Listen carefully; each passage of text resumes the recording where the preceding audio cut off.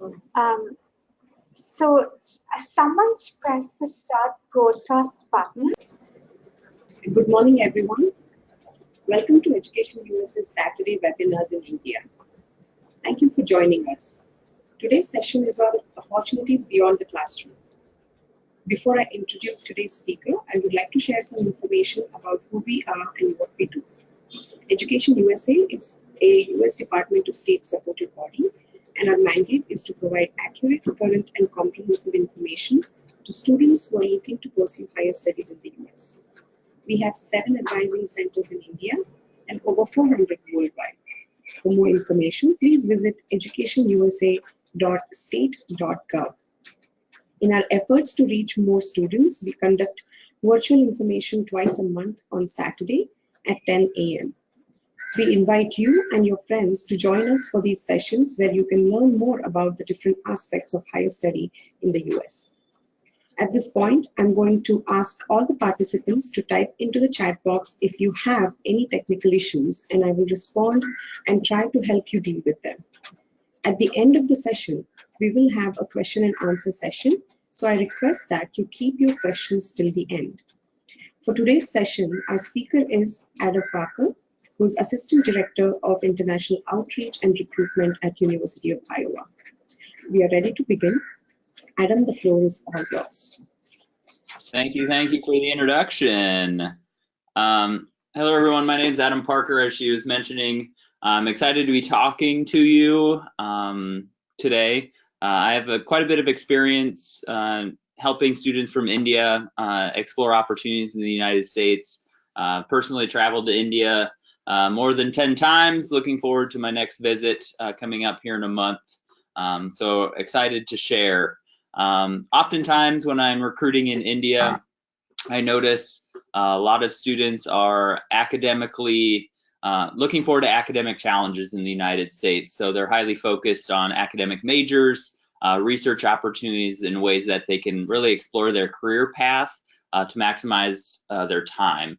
Oftentimes what gets left on the back burner is the opportunities that happen outside the classroom because a lot of students don't necessarily correlate what they do outside of class or their academic life with future job opportunities. So today I really want to explore how you can leverage those opportunities that happen outside the classroom to make yourself more marketable in the job force. And that's what we'll hopefully do today. So what we're going to learn today is really how to maximize your non-academic experience. I'll share some highlights of activities or examples that you could participate in college, but then make you or challenge you a little bit to think about the skills that you're actually practicing or learning by doing some of these activities, because when you go off into the real world and are working for a company or potentially starting your own company, you're going to have to master a lot of these skills in order to not only perform better on the job, but relate to your coworkers, and then also kind of relate to your managers and manage your managers' expectations. We're going to learn transferable skills. Oftentimes what you practice is, or what you preach and practice is how you're going to perform on the day-to-day job. I'm going to talk to you a little about broadening your horizons and getting out of your comfort zone. Oftentimes I tell college students that realistically, college is all about kind of getting comfortable with being uncomfortable, because you're consistently thrown into new experiences that challenge not only your conceptions of how you should act, but ways that you can be more comfortable in those situations, because it is a learning environment and everybody's going through a lot of those first experiences together. Lastly, I'm going to talk to you a little bit about your experience and how you should think about telling your story. Because realistically, at a job interview, initially when companies screen you, the first thing they see is a resume and a cover letter, but that doesn't tell the whole story. So once you actually get to an interview, you need to learn how to relate some of those experiences that you've had in college in order to tell your story and make it relatable to the job you're actually going to. And lastly, hopefully all of you think that or looking forward to your college experience because it is fun. It definitely does challenge you academically, it challenges you socially, but the experiences that you'll have in the United States are truly rewarding, and you'll be looking forward to them for the rest of your life. So I'd like to start with a simple living on campus experience. Right now, for most colleges in the United States, that we're looking forward to welcoming our first year class here coming up shortly in August. So students are a little under a month away from really starting classes. And their first experiences on campus will be in the residence halls. Many high school students don't necessarily think of the skills that they're going to be learning living in a residence hall. They just think about moving out of their parents' house and whether they're going to get along with their roommate. But realistically, your experience or your first experience moving onto campus is really going to put you in a new environment. Not only are you joining a future class of maybe a few hundred to a few thousand other first year students who are new to that university, so you have to learn about navigating friendships, you have to learn about setting boundaries, personal boundaries for yourself about what time you need to go to bed, what time you need to get up, when do you want to study. You have a lot of external factors impacting you on a daily basis. Some of those social groups you've established, they'll want to continuously play video games, go out to movies, go out to eat. So you're constantly making choices about what is best for you in that scenario. And sometimes the best choice is not the most social choice, and vice versa. So you really need to learn a little bit about yourself, and that is a transition that you'll be going through. Another key point of living on campus that you'll learn is conflict management. When you move into a new residence hall with a few hundred other first year students, not everybody's going to get along, not everybody's going to have the same sense of humor, not everybody is going to have the same expectations. So you really need to learn about some of your fellow classmates, your residence assistants, and really the hall coordinators or anybody else who's helping out on that floor, and kind of learn what their expectations of you are. And how this relates to kind of work experience or job experience is when you're moving into a new company, your first internship or your first career, you not only need to manage or know what your manager's expectations of you are, but your other coworkers, because continuously you'll have be working in a team environment where your teammates or coworkers will be looking you to not only complete a project, but potentially have fun doing it. So some of these conflict management tools that your residence assistant will be teaching you throughout college will help you. And next, you really learn how to establish friendships. You're going to be consistently meeting people on a daily basis. So the ability to not only meet somebody new, learn their name, learn about who they are as a person, hometown, interests, those skills directly translate into kind of the networking opportunities that you'll need to establish in order to first launch your career, get your career, or further your career later in life as well. Next up are some of the fun activities that students think of. I talk with a lot of students from India, and they talk about student organizations that are related to their academic major. So if they're interested in studying mechanical engineering, they're talking about a robotics club. If they're interested in studying computer science, oftentimes they're interested in like a hackathon or a coding club. But student organizations are very expansive and include a lot of different areas. I definitely encourage you to get out of your comfort zone and try something new, because you'll be able to not only make a lot of friends, but you'll be able to follow passions and interests that you may not know you had. You're also going to be continuously learning during these student organizations. Here on campus, we have over 500 different student organizations, and this photo is something called Dance Marathon. And what Dance Marathon is a 24-hour dancing fest, dance marathon, where people actually raise money throughout the year for pediatric cancer research or children's cancer research. But then in early February, they dance for 24 hours straight. And at the end of the night, they share how much money they raised. So this past year, they raised over $3.4 million on campus while they were dancing, which is awesome, right? But look at this from a career development standpoint. This is a multi-million-dollar 501c3 nonprofit organization that is completely student-run.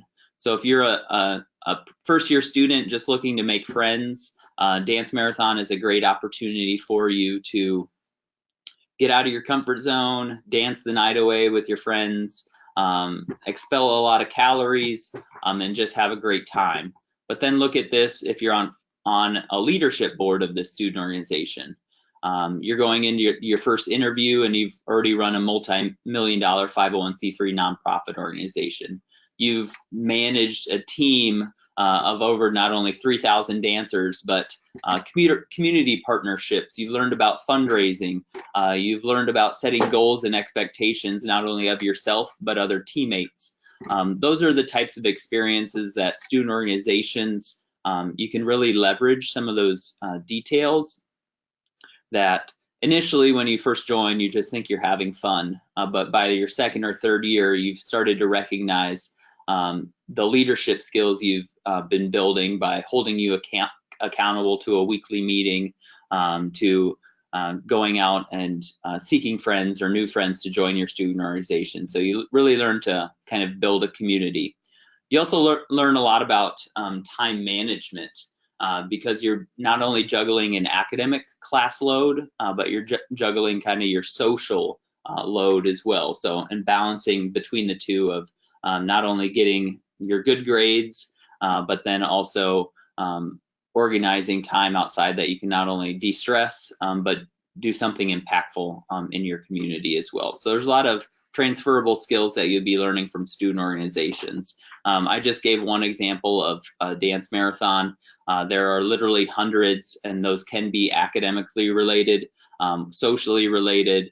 I had one student on campus, Akash Bolero, who noticed a lot of third and fourth year students didn't have business attire when they were going into their interviews. So he started a student organization that was essentially a clothing closet. So if you ever needed a suit top, or if you needed a professional blouse or any sort of clothing for an interview, but you didn't want to shell out a lot of money to do so, he essentially built that from the ground up. So he's learning entrepreneurship skills through a need that he recognized in the community. So there are all sorts of examples of the ways that student organizations can lead to transferable skills and then later future employment.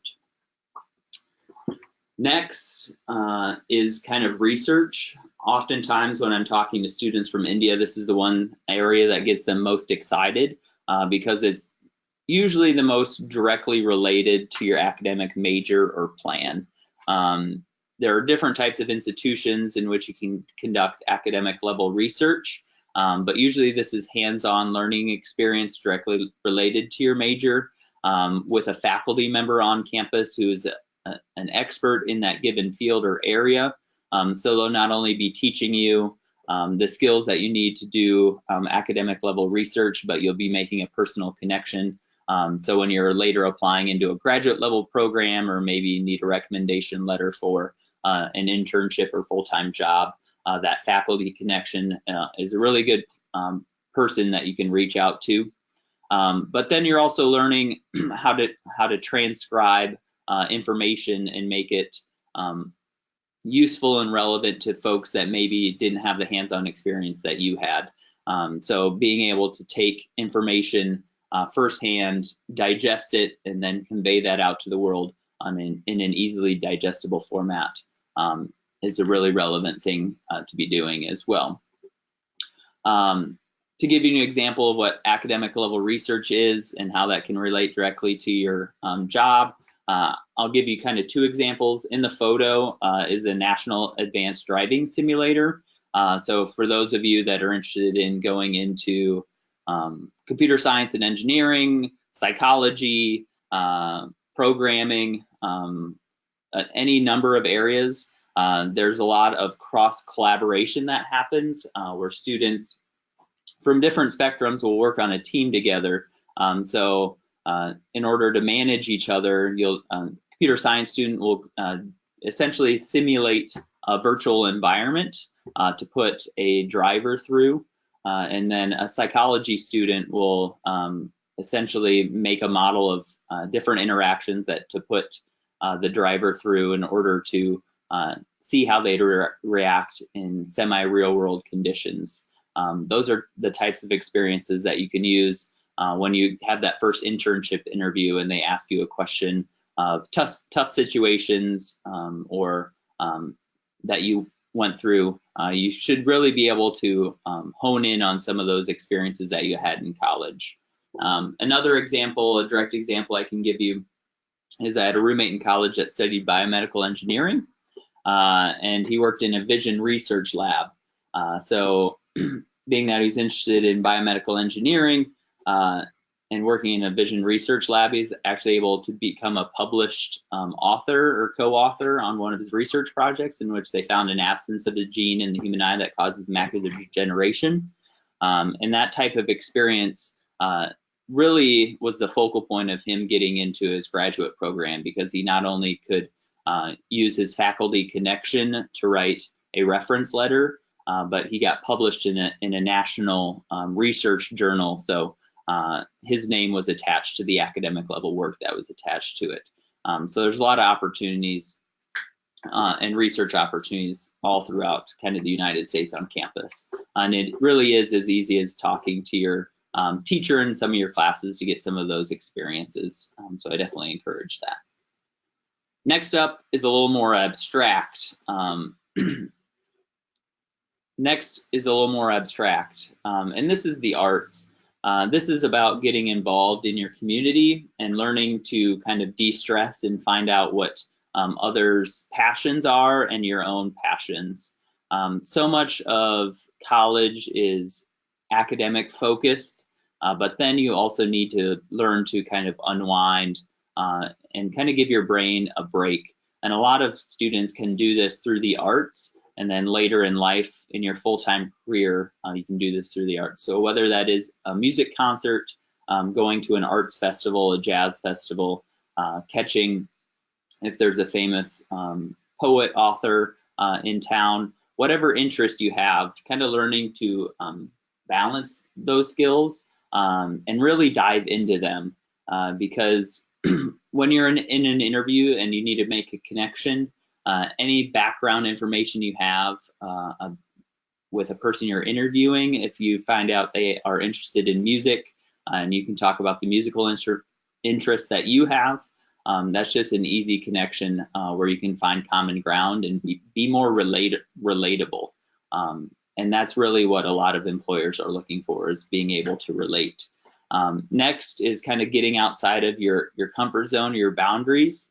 Education in the US, you will be astounded at the diversity that is on campus.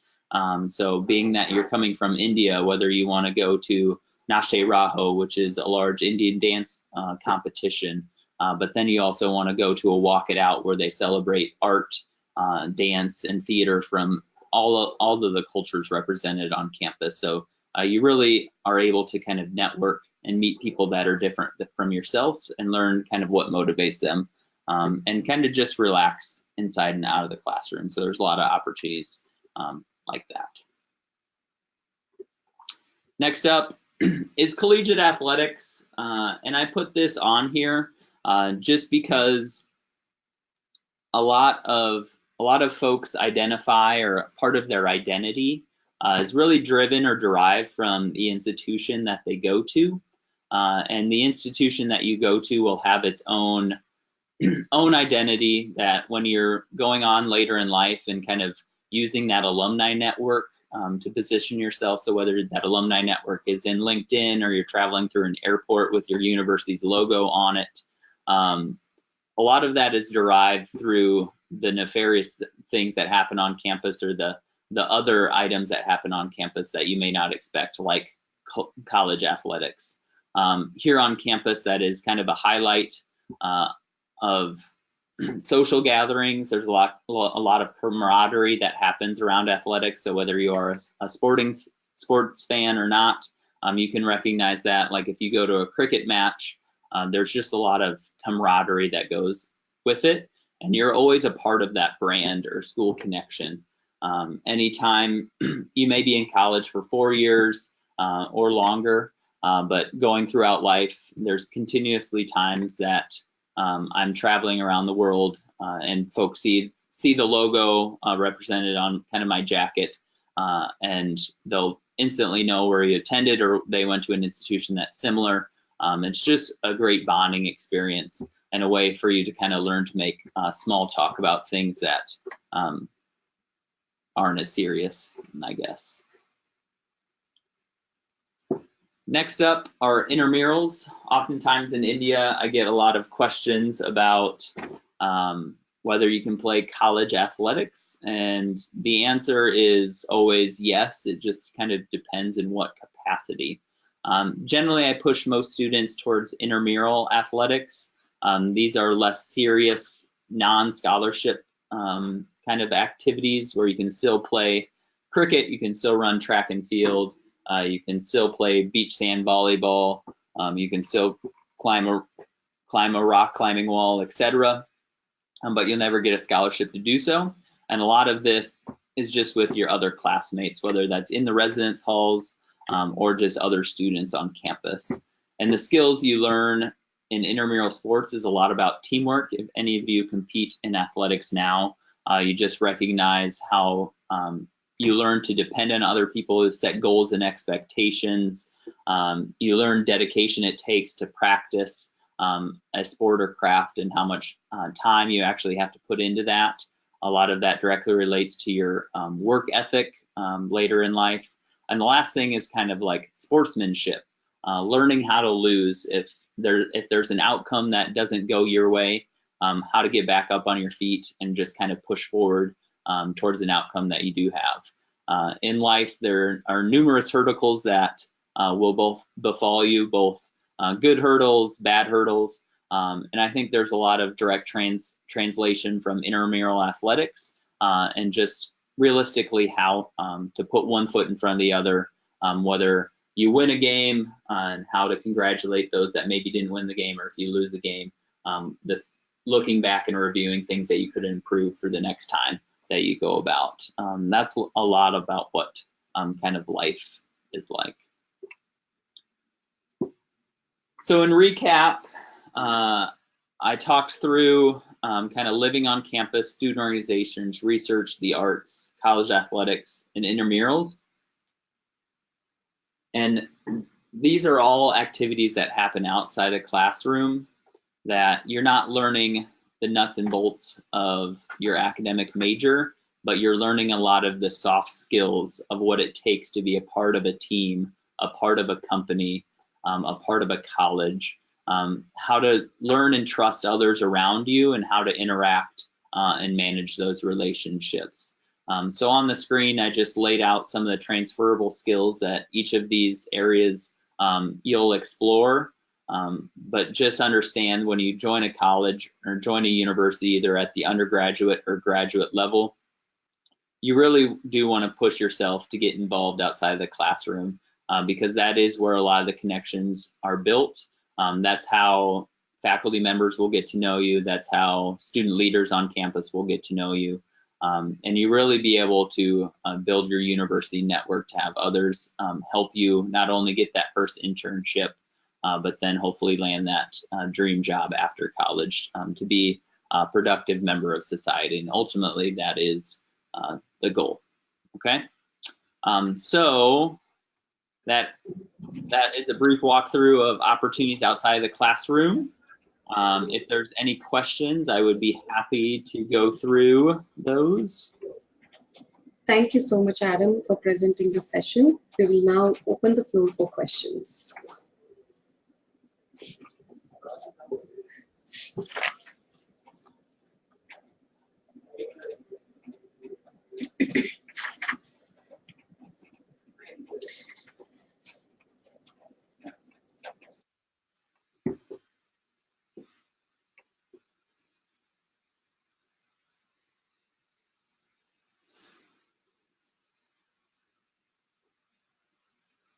Adam, in the meantime, Steve, until the students ask questions, I'll go ahead and ask you a question about, can you shed some light on, developing some formal skills, when students go for career fairs on campuses? Could you repeat that? So my question is, can you shed some light on, how students can develop in, formal skills when they go to career fairs on campuses? Yeah. So kind of the first step is every college in the United States has a career development office that you'll want to build a connection with, realistically from kind of the first week that you're on campus, because oftentimes students have never really developed a CV or cover letter. They don't necessarily know the job skills that they'll need for their first internship interview. So every career center has guides or templates to help you on a path towards that first job or career fair. And ultimately at that job and career fair, a lot of it comes down to research beforehand. Based on your academic major, do you know what type of industry you want to work in? Based on your academic major, do you know which companies are coming to campus? And researching those companies and types of positions that they're hiring both interns or new graduates for. That way, when you're at a career fair and you have 30 to 45 seconds to make an impact on a career recruiter, you have some information that you can ask detailed questions and kind of stand out.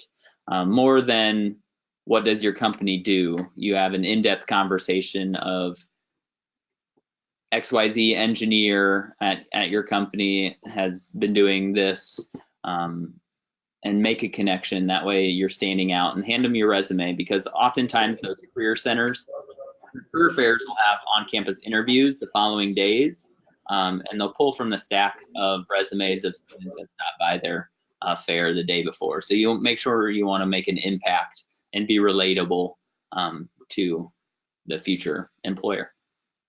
Great, thank you, Adam. We have a question coming in from a student who has asked how to manage the time between studies and other activities. Yeah. So one huge transition from secondary school to college or university life is going to be your time management. In secondary school, you're in class from 8 a.m. till 4 p.m. Monday through Friday, whether you like it or not. In college, that is a lot different. It's completely different.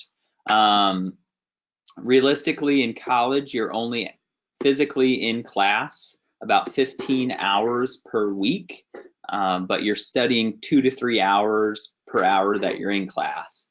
So you're in class 15 hours a week, but you're studying realistically 45 to 60 hours outside of class. So learning how to manage your time, you'll go through your syllabus and kind of map out your weekly schedule, but then you'll just learn to kind of maximize time in between class. So if you have one class that ends at 10:30, another one that begins at 11:30, you have an hour that you get to pick. Do you want to be productive and do homework? Do you want to be productive and have a student organization meeting? Or do you want to go back home, relax, take a nap? There's nobody in college that's telling you what to do. Ultimately, it's your choice. So the difference between a good student and a great student are those that maximize the small gaps of time in their schedule. Ultimately, I encourage you to take it slow. There's a lot of students that want to maximize their class schedule, therefore they don't leave as much time for extracurriculars. But I really encourage you to kind of take a lighter course load your first or 2 semesters to learn your academic style, and also be able to establish those social friendships early, because ultimately those social friendships will last you throughout college. And that's what will help you be a successful college student, is being integrated into the community, both in the classroom and outside of the classroom. Great.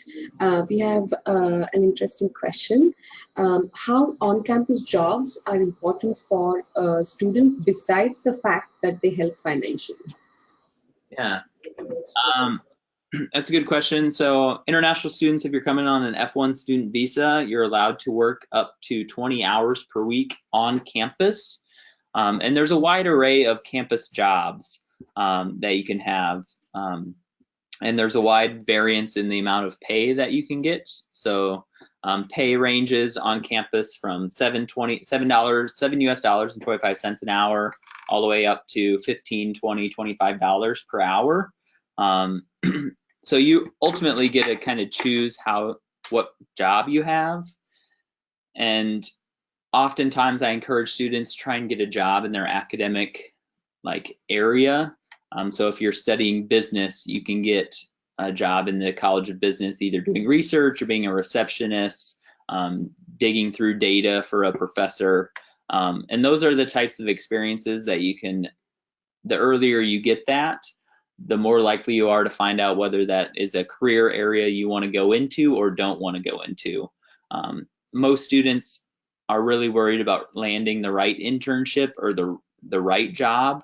But from my perspective, having had quite a few campus jobs, I think I learned more about myself from the campus jobs that I didn't like or hated, just because I found out what I didn't want to do later in life.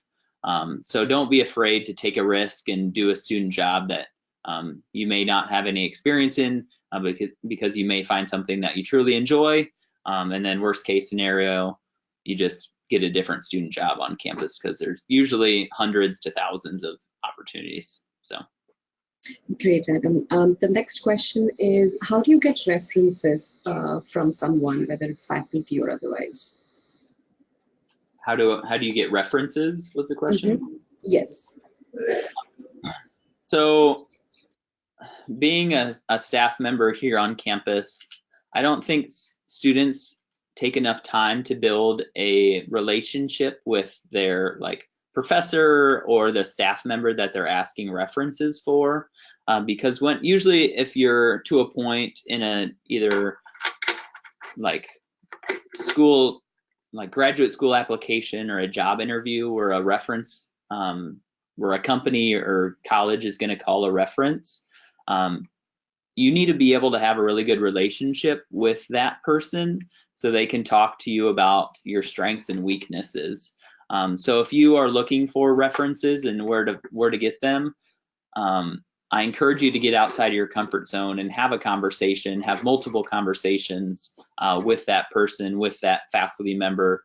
Try and get involved, find out what they're interested in, and that way you can relate. Because ultimately, anybody that you ask for a reference, you're going to want to know them pretty well, and they're going to want to know you pretty well. That way they can speak to your abilities with confidence. All right. The next question is a very specific one. Is it possible to screenwrite for an acting club but not become a permanent member?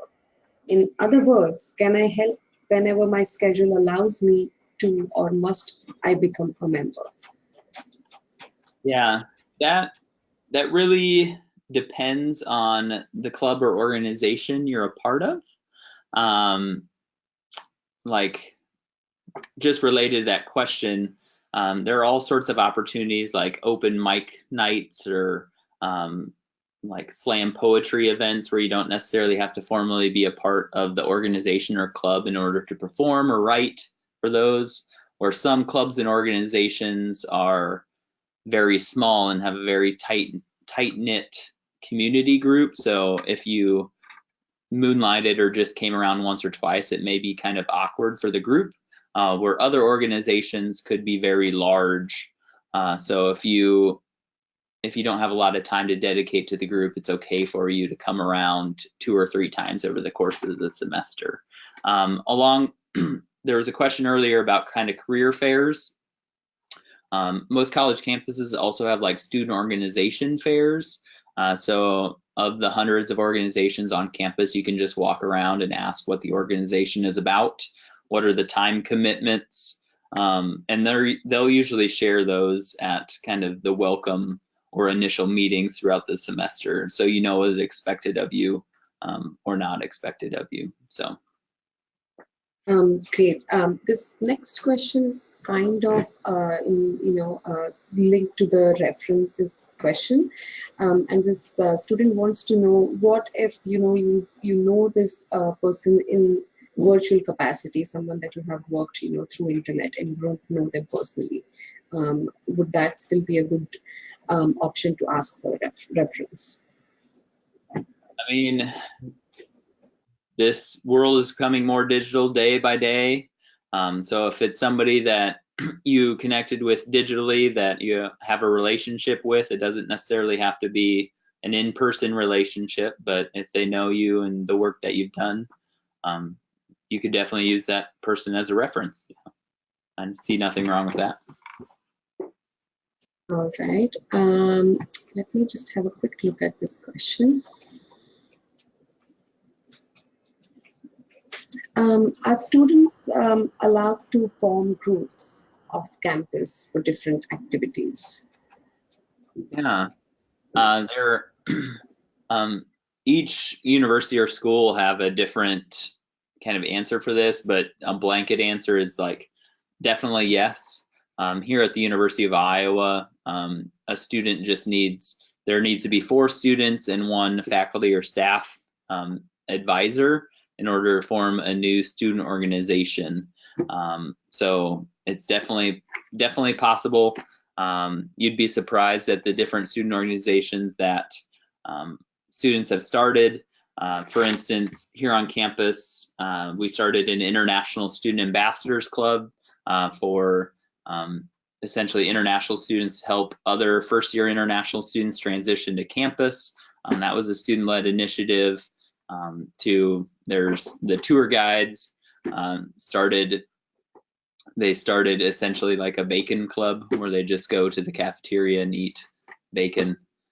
So there's all sorts of wide-ranging opportunities to start different clubs and organizations.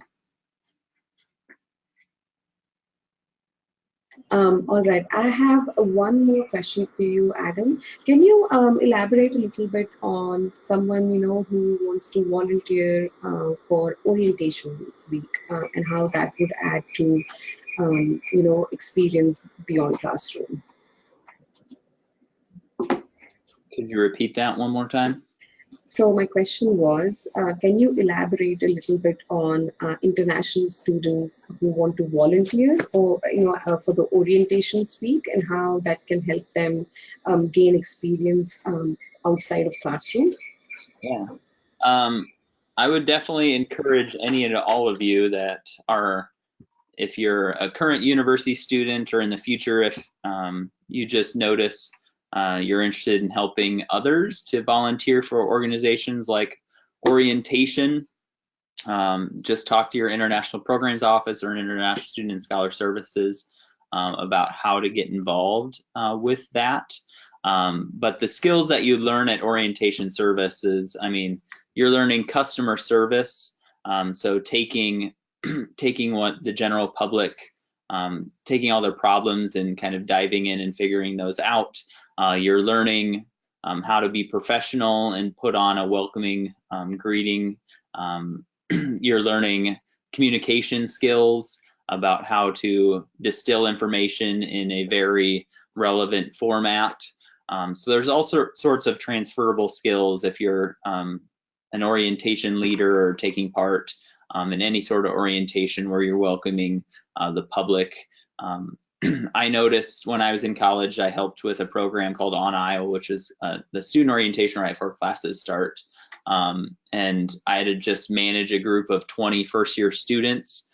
So that took a lot of leadership skill that when I initially started, I wasn't necessarily comfortable leading a group, but by the time I finished that, I felt very confident in my ability to manage expectations of a large group and give them information in a clear and concise way. So there's all sorts of transferable skills that you'll learn from any orientation group or organization that you join. All right, we'll take this one more question. The student wants to know, do you have any recommendations or suggestions as to what clubs or activities should one join as an international student? I always tell students that they know themselves best. In secondary school, they're involved in most students I find in India are very passionate, not only about their academics, but something outside of school. And realistically, you can find what that passion is on the college campus that you're joining, but you can just do so much more with it. Because most of the time the university has funds that they can give student organizations to build upon that. So when I was in college, I was very, very passionate about like my local community. So I joined a student organization called World Health Initiative, which we did a lot of local philanthropy, like volunteer at the homeless shelter. We collected leftover food from like grocery stores and dispersed that to homeless shelters or the crisis center, so they had food. But then I wanted to put an international spin on that. So we planned an international service trip to Brazil to volunteer in HIV/AIDS youth clinic and youth orphanage in Brazil. And that's really the student organization that led me to my passion for international education, which eventually led me to my job now working in international education. So just don't be afraid to kind of follow your passions and interests because realistically they can lead to not only to amazing opportunities, but then potentially future employment. All right, great. Thanks, Adam. I just want to mention before we end the session that there were a couple of questions that were very specific that we won't be able to answer here, but you could write to us, to the email address that's been specified in the email that you must have received. Again, thank you so much, Adam, for such a productive talk, and thank you everyone for joining us. Please stay tuned to our Facebook India page for information about upcoming webinars. Thank you once again, and we hope you all have a good day.